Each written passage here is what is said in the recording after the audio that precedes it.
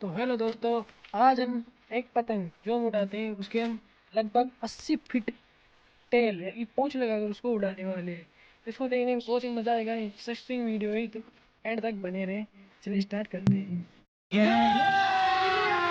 अभी मजा आएगा ना।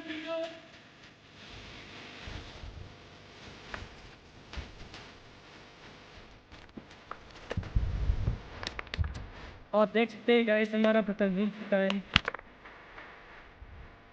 हमारा वो हमने इसके साथ इस सोप की फूट लगा कर उड़ाया। देखिए देखने में कितना अच्छा लग रहा है।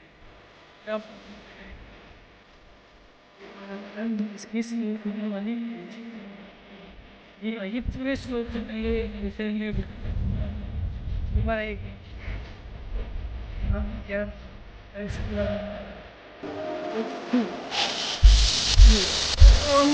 पता नहीं।